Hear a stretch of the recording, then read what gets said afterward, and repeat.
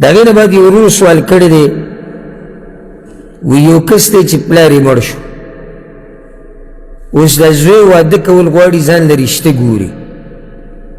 نو څه وخت شتي چې دومره وخت بعد دی د واده دا خبره را سټارټه کړي او دومره وخت بعد دی جنې وګوري ځکه چې پلار یې مړ دی شریعت څه ښوولي دي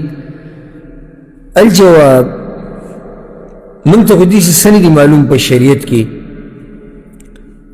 چې هغې کې دا خبره واضح شوي چې دومره مدت پکار دی د دې واده او د پلار د مرګ په منځ کې یا د مور د مرګ په منځ کې داسې څه مدت نه دی معلوم خو دا خبره یاده کړئ اعراف عرف د دې به لحاظ کېدلی شي یعنی د هغه خلکو چې کوم عرف او عادت دی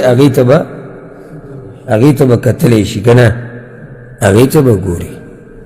بغیر د غلو نه لکه اکثر خلک به غلو که نه غلو به نه کړي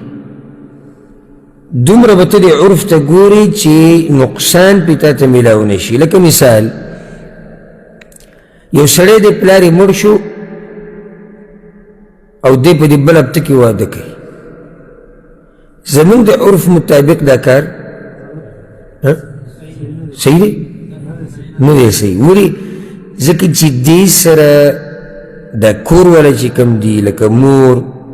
وروڼه او خویندې دوی ته تکلیف میلاویږي نو اوس به صبر کې انتظار به کې چې تا ته پته ولګي چې اوس دا غم یعنی عرف کې او زموږ د خلکو منځ کې چې غم دومره وخو شو بس دا غم زور شو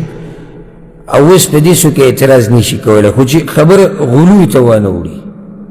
یعنی کله نه کله بعض خلک داسې شي چې هغه بیا په میاشتو ناسې ډډې لګولي دا بدعت دی دا ناروا ده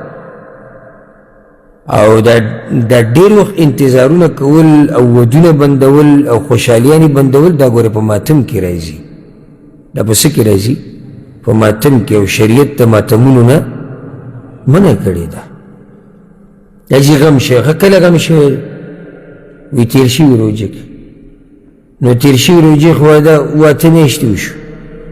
دا اوسې پورې لا غم دی دا اوس زیاتی دی دا اوس غلو ده غم وشو په دومره حد کې سړی صبر وکړي او خوشحالۍ ته چې بس داسې ویلی شي چې بس د هغوی زړونه ټکور شو غم څه نه څه زوړ شو بس د خبره ختمه شو خو شریعت خو موږ ته دا نه دي ښوولي چې غم راشي نو ته خپل ژوند مفلوج کوې دروه ته ودونه پرېږده ته خندا پرېږده ته خوشحالیانې پرېږده ته راشه درشه پرېږده شریعت خو موږ ته دا خبره هم نه ده ښوولې دا خو غیر شرعي کار دی دا دومره انتظارونه کول دا غیر شرعي کار دی بلکې دا د اهل بدعو طریقه ده اوس ګوره دا محرم دا میاشتې راشي نو د شیعګانو دا نظریه ده او زمونږ اکثر خلک د شیعګانو نه متاثر دي او خبر نه دي د خپلې نظریې نه چې دا دوی د شیعګانو نه اخیستې ده نو ویجي د محرم په میاشت کې به ودونه به نه کوي ولې به نه کوي ودونه وی دا د حسنیانو میاشت څه مطلب د حسنیانو میاشت څه خبر یې د محرم نه الله اکبر ولې به کوو حسین شهید شوی ماشاءالله خدای جي ورته کې معلومه محرم کې حسین رضا نه شهید شوی نو دا میاشت چې هغه پکې شهید شوی دی نو ته څنګه رالګې واده پکې کوې دا خو معنی ده چې ته دې یعنې خفه نه یې د هغه په دې مرګ باندې دا د شیعګانو نظریه ده دا د اهل بدعو نظریه ده او ولې دا حسین رضی الله عنه صرف شهید شوی دی په دې صحابه کرامو کې او په دې اوچتو مسلمانانو کې بیا د ټول نه غټه خبره خو دا و چې د ربیع الاول په دې میاشت کې موږ خوشحالیانې نه کوله ولې پیغمبر صلی الله علیه وسلم پکې وفات شوی نه هغې ته خو یاران بریلیانو ته خیال نه او پکې مټایانې تقسیم او پکې ګډاګانې کوي همدقه بریلیان بیا په محرم کې غم کوي بریلیان پکې هم غم کوي جو حسین رضی الله عنه شهید شوی وایي د پیغمبر د شهادت په میاشت خو تا ښه پوره ډانس دې شروع کړی و بنګ او چرس او نشي او تماشې او ګډاګانې او محفلونه او رڼاګانې او الواګانې وي اوس دلته ماتم دی بیا د ابوبکر صدیق رضی الله عنه چې مړ شوی دی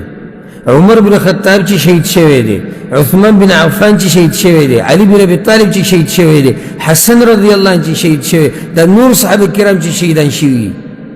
او مړه شوي ورپدغه موږ خفه نه یو نو دا خو یو ټول ژوند به ناست وو هېڅ به هم نه کوو ځکه چې څه نه څه په یو میاشت کې خو شوي دي که نه بس پراته به وي ودونه مدونه هر څه بند کوي ځکه چې دا رقم میاشت نو دا د اهل حق کار نه ده د اهل بدعو خبرې دي والله اعلم